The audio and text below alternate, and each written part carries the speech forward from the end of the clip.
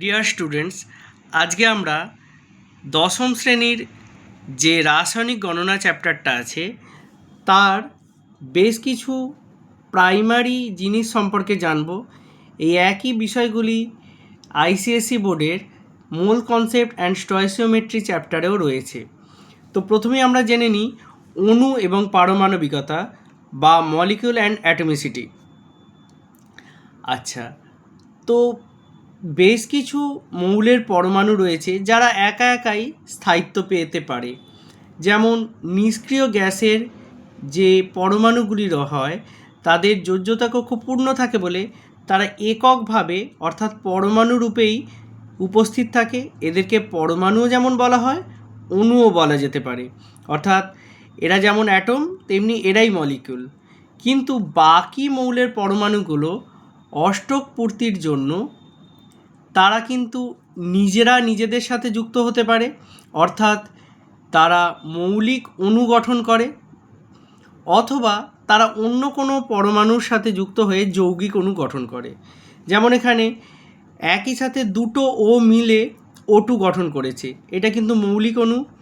O3 গঠন করেছে, ozone, এটাও মৌলিক অণু। কিন্তু CO2, CH4 এরা কিন্তু সবাই হলো যৌগিক অণু। এটা প্রথম ব্যাপার। এখন কোনো একটি অণু গঠন করতে গেলে যতগুলি পরমাণু থাকে তাকেই তার পারমাণবিকতা বা অ্যাটমিসিটি বলা হয়। যেমন হিলিয়ামের ক্ষেত্রে একটাই যেহেতু পরমাণু আছে, এর পারমাণবিকতা হয় 1। এর পারমাণবিকতা তাহলে কত হচ্ছে? 1 হচ্ছে। অক্সিজেনের ক্ষেত্রে দ্বিপরমাণুক মানে 2। O3-র ক্ষেত্রে ত্রিপরমাণুক। কার্বন ডাইঅক্সাইডের ক্ষেত্রেও ত্রিপরমাণুক। এইভাবে বিভিন্ন যে অণুগুলো গঠন হয়েছে তাদের পারমাণবিকতা নির্ণয় করা যায়। যেমন C2H4টাকে আমরা ইথিলিন নামে চিনি। এর ক্ষেত্রে কার্বনের 2টো পরমাণু এবং হাইড্রোজেনের 4টে পরমাণু রয়েছে। তাই এখানে মোট 2 আর 4-এ 6টি পরমাণু এই অণুটির মধ্যে রয়েছে। আমরা জানি H2SO4 মানে এটাকে বলা হয় সালফিউরিক অ্যাসিড। সালফিউরিক অ্যাসিডের মধ্যে হাইড্রোজেনের 2টো, সালফারের 1টা এবং অক্সিজেনের 4টে পরমাণু রয়েছে। তাই এখানে পারমাণবিকতা হয় 7। এইটুকু বোঝা গেছে। এরপরে আমরা শিখব আণবিক ভর এবং গ্রাম আণবিক ভর। আণবিক ভর মানে বোঝায় একটি অণুর ভর। আচ্ছা, একটা অণু এতটাই ক্ষুদ্র যে তার যে ভর সেটাকে কিন্তু আমরা স্বাভাবিক যে দাঁড়িপাল্লা তাতে মাপতে পারবো না, এটা প্রথম কথা। আর দ্বিতীয় কথা, কোনো বস্তুর ভর মাপার জন্য আমরা বাটখারা ইউজ করি। তাহলে বাটখারার সাপেক্ষে কোনো একটা বস্তু যত গুণ ভারী হয় আমরা কিন্তু তাকেই বলি তার আণবিক তার ভর বলি। এখানেও তাহলে আণবিক ভর বা পারমাণবিক ভর কিভাবে বের করা হয় সেটা একটুখানি দেখি। আগে প্রাথমিক বিষয়টুকু জেনে নেওয়া যাক, তারপরে পরের কথায় আসছি। ধরে নাও এটা একটা দাঁড়িপাল্লা। তো তুমি একটা মাছ কিনেছো, মাছটাকে তুমি দাঁড়িপাল্লার একটি পাল্লায় রেখেছো এবং অপর পাল্লায় তোমাকে বাটখারা দিতে হবে। ধরে নাও এখানে তোমার 5টা 1 কেজি ভরের বাটখারা চাপাতে দেখলে যে মাছের সাথে এদিকের যে ভর সেটা সমান হচ্ছে এবং এই যে তুলা যন্ত্রের যে দুটি পাত্র তারা অনুভূমিক হচ্ছে। তাহলে অনুভূমিক হচ্ছে মানে এদিকের মোট ভর আর এদিকের মোট ভরটা সমান হচ্ছে। তাহলে বোঝা যাচ্ছে মাছের যে ভর সেটা 5 কেজির সাথে সমান। ঠিক একইভাবে এখানে একটা হাইড্রোজেনেরকে একটা বাটখারা সমান ধরে নেওয়া হয় এবং একটা হাইড্রোজেনের ভর ধরে নেওয়া যায় 1 AMU, অ্যাটমিক মাস ইউনিট। তাহলে কোনো একটি পরমাণু, ধরো এই পরমাণুটা নিয়েছো, এই পরমাণুটা তুলাযন্ত্রের একটি যে পাল্লা তাতে বসিয়েছো আর এদিকে অসংখ্য হাইড্রোজেন এরকম দিতে হয়েছে। ধরে নাও এই রকম 16টা হাইড্রোজেন দিতে এই পরমাণুটার সাথে তার ভর সমান হয়েছে, অর্থাৎ তুলা যন্ত্রটি যে তুলা পাত্র দুটি আছে তারা অনুভূমিক আসছে। তাহলে বুঝতে হবে 16টি হাইড্রোজেন দিতে এর একটি পরমাণুর সাথে মিলছে, তার মানে এর একটি পরমাণু একটি হাইড্রোজেনের তুলনায় 16 গুণ ভারী। তাহলে এর ভর কত হবে? 16 AMU হবে। কিন্তু এই AMU মানে আসলে কত ভর বোঝায়? 1 AMU মানে বোঝায় 1.66 ইন্টু 10⁻⁻24 গ্রাম, এতটা বোঝায়। কিন্তু আমরা একটা পরমাণুর যে ভর সেটা স্বাভাবিক তুলাযন্ত্রে আমরা পরিমাপও করতে পারি না, বা সেটা এত ক্ষুদ্র হয় আমরা সেটা নগণ্য বলেই উপেক্ষা করে থাকি। কিন্তু যদি আমরা 1 মোল পরিমাণ নিই, 1 মোল মানে কত? 6 ইন্টু 10⁻23, প্রায় এই সংখ্যক। যদি এটা অ্যাকিউরেট লিখি তাহলে এটা হয় 6.022 ইন্টু 10⁻23 সংখ্যক। এই সংখ্যক যদি আমরা নিই তাহলে একটা অণুর যে ভর যত এমইউ এসেছিল তার পরিবর্তে এমইউ এর পরিবর্তে আমরা শুধু গ্রাম লিখে দেব। গ্রাম লিখে দিলেই তাকে বলা হবে 1 মোল। যেমন একটা অক্সিজেন পরমাণুর ভর আমরা লিখি 16 AMU, 16 AMU লিখি। এর যদি আমরা 1 মোল আমরা নিয়ে নিই, 1 মোলের মধ্যে কত সংখ্যক পরমাণু থাকবে? তাহলে 6 ইন্টু 10⁻23 সংখ্যক প্রায়। এর ভরটাই তখন কত হবে? 16 AMU এর খালি 16টা নেব, কিন্তু AMU এর পরিবর্তে গ্রাম এই কথাটা বসিয়ে দেব। যদি এখানে ও এর পরিবর্তে O2 থাকতো তাহলে এখানে দুবার যেহেতু অক্সিজেন আছে তাহলে 32 AMU হতো। আমরা যদি তার 1 মোল নিতাম তার মধ্যেও থাকতো 6 ইন্টু 10⁻23, কিন্তু যেহেতু এখানে O2 লেখা আছে, এটা অণু বোঝায়, তাহলে 6 ইন্টু 10⁻23 সংখ্যক এখানে অণু থাকবে। এখানে ছিল পরমাণু, এখানে থাকবে অণু। তার ভর কত হবে? এখানে 32 লিখেছিলাম, এখানে 32 গ্রাম লিখে দিলেই হবে।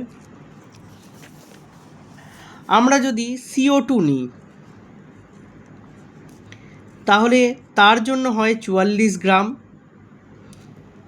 অর্থাৎ 1 মোলে 44 গ্রাম হয়। কি করে হচ্ছে দেখি। CO2-র ক্ষেত্রে কার্বন হচ্ছে 12 ইউনিট, দুবার অক্সিজেন আছে মানে 16 আর 16 32 ইউনিট, মোট হচ্ছে 44 AMU। তাহলে যদি এটা 1 মোল নিই তার মধ্যে থাকবে 6 ইন্টু 10⁻23, পরমাণু না অণু কোনটা থাকবে?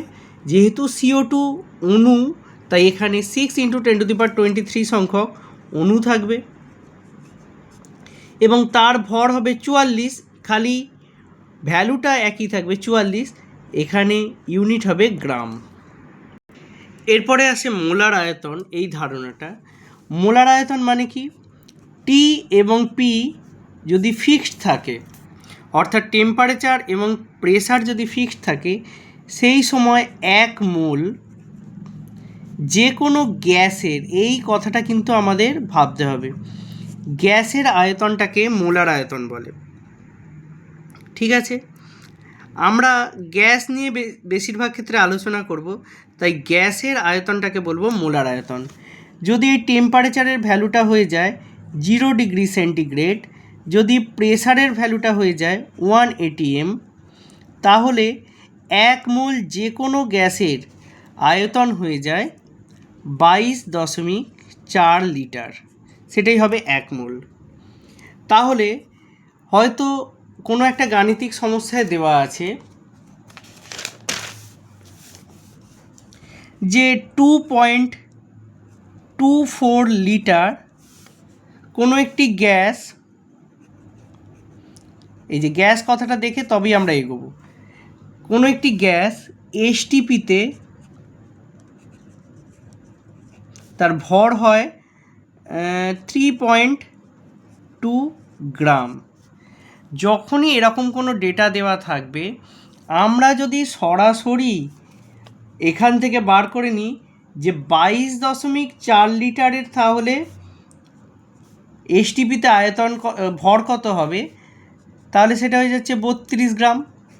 এই যেটা 22.4 যদি আমরা নির্ণয় করে ফেলতে পারি, তাকেই আমরা বলবো কি, মোলার ভর বলতে পারি। আর কি কি বলা যায় দেখি, একেই আমরা 1 মোল বলতে পারি, বা এই পরিমাণকে আমরা 1 গ্রাম অণু বলতে পারি। এই তিনটেই আমরা বলতে পারি। তাহলে এখান থেকে এটাও বলা যাচ্ছে, কোনো গ্যাসের যদি 22.4 লিটার বা 22,400 ml পরিমাণ আমরা নিয়ে থাকি, তার মধ্যেই 1 মোল পরিমাণ পদার্থ উপস্থিত থাকছে। মনে রাখতে হবে এই যে আয়তনটা, এটা এসটিপিতে হওয়া চাই। আর কার ক্ষেত্রে হওয়া চাই? গ্যাসের ক্ষেত্রে হওয়া চাই। আচ্ছা, 1 মোলের মধ্যে কতগুলো কণা সংখ্যা থাকে? তাহলে 6.022 × 10⁻23। বিজ্ঞানী অ্যাভোগাড্রো এইটাকেই ঐকিক নিয়মের সাহায্যে ভাবতে শুরু করলেন এবার, যে এই যে 22.4 লিটারের মধ্যে যে কণা সংখ্যা রয়েছে বা যে অনুসংখ্যা থাকবে, সেটা কিন্তু গ্যাসের প্রকৃতি বা গ্যাসের যে ধর্ম তার উপর ডিপেন্ড করবে না। মানে অক্সিজেন গ্যাসের ক্ষেত্রেও 1 মোলে যত থাকবে, হাইড্রোজেনের ক্ষেত্রেও ততই থাকবে, নাইট্রোজেন হোক, কার্বন ডাইঅক্সাইড হোক, খালি গ্যাস হলেই হবে। তিনি সেই জন্য এইভাবে বললেন যে যদি আয়তনটা ফিক্সড থাকে,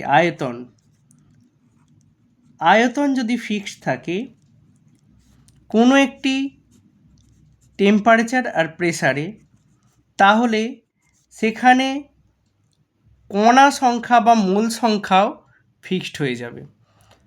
তার মানে যদি একটা অঙ্কে দেয় যে একটা টেম্পারেচার প্রেসার ফিক্সড আছে, 50 ml O2 নিয়েছি, তাতে বলছি XT কণা আছে বা XT অণু রয়েছে, তাহলে 50 ml CO2 যদি নিই, ওই একই তাপমাত্রা এবং চাপে কতগুলি কণা থাকবে? X সংখ্যকই অণু থাকবে। যদি 50 ml আমি মিথেন নিতাম, তাহলে কত থাকতো? CH4 নিলে সেখানেও কিন্তু X সংখ্যক অণু থাকতো। তাহলে ঐকিক নিয়মের সাহায্যে এটাও বলা যায়, 100 ml পরিমাণ যদি আমরা গ্যাস নিতাম ওই টেম্পারেচার আর প্রেসারে, তাহলে 2X সংখ্যক অণু থাকতে পারত। অর্থাৎ বিষয়টা খানিকটা এরকম, ধরো পরীক্ষা হলে তোমাদের এক একটা বেঞ্চে 2 জন করে পরীক্ষার্থী অ্যালটেড হয়েছে, তার মানে একটা বেঞ্চে থাকবে 2 জন। দেখার দরকার নেই যে তারা 2 জন অনেক বেশি জায়গা দখল করছে না অনেক কম জায়গা দখল করছে, তারা দুজনেই কি খুব হেলদি পারসন, নাকি দুজনেই রোগা হলেও হবে। কিন্তু যদি হেলদি হয় তাদের মধ্যে স্পেসটা কমে যাবে, আর যদি তারা রোগা হয় তাদের মধ্যে স্পেস থাকবে। তেমনি যদি গ্যাসের অণুগুলোর আকার বড় হয়, তারা ওই 22.4 লিটারের মধ্যে কম স্পেস নিজেদের মধ্যে থাকবে, অর্থাৎ তারা খুব কাছাকাছি থাকবে, গ্যাসটা অনেকটা ঘন লাগবে। আর 22.4 লিটারের মধ্যে যদি তোমরা কোনো ক্ষুদ্র আকৃতি বিশিষ্ট গ্যাসকে নাও, অর্থাৎ যার আণবিক ভর কম, তারা অনেকটা দূরে দূরে থাকবে, অর্থাৎ তাদেরকে লেস ডেন্স মনে হবে, অর্থাৎ তাদের ঘনত্বটা কম বলে মনে হবে। বোঝা গেছে?